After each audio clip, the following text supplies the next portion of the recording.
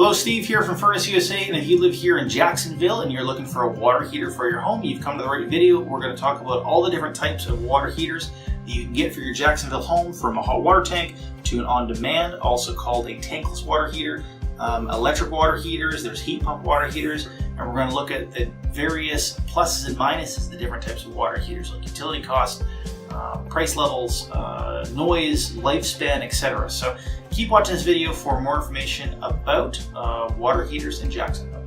When people are looking at new water heaters, there's a number of different factors that they're looking at when they're trying to make their decisions. So the first thing that people usually look at, because normally they have a hot water tank already sitting in their house that is doing the job currently.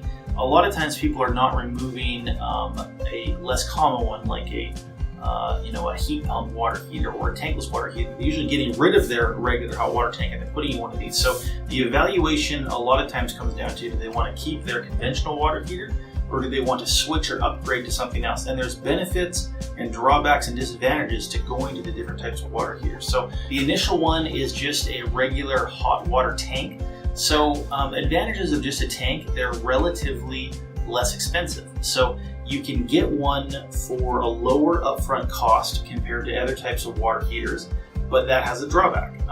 The drawback is the utility costs are higher. You're going to have to pay more on a monthly basis to have that hot water going to your house compared to other types of water heaters. So that's kind of a trade-off. But another factor to consider with a tank is how long you're going to be in the house. So if you're going to be in the house for a number of years, like let's say 10 or more years, a hot water tank is probably not the best way to go, because even though it costs you less up front, you're going to have to pay much more in the long term in comparison to a tankless, let's say.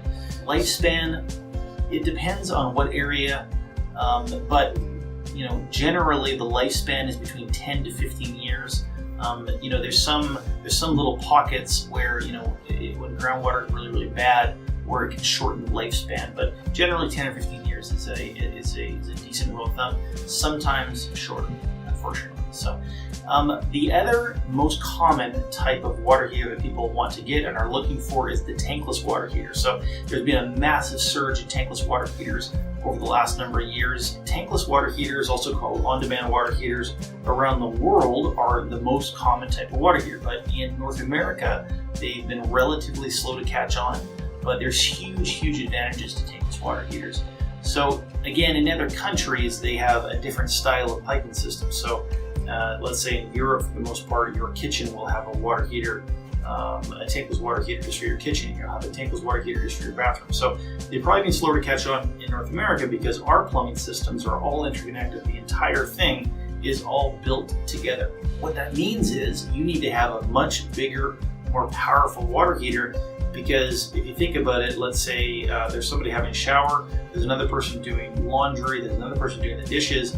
This tankless water heater has to be able to instantly come on, deliver all of those different taps running simultaneously, and then turn back off. So we need to have much more powerful water heaters here. So the first consideration for tankless, don't mess around and get the most powerful one that you can.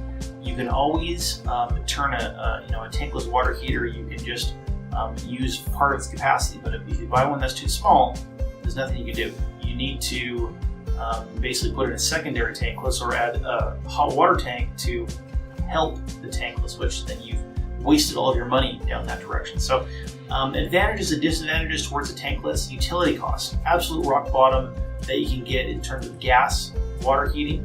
So for a water heater, if you're looking at comparison to a hot water tank versus a tankless, the water heater that's a tankless will sometimes cost you less than half.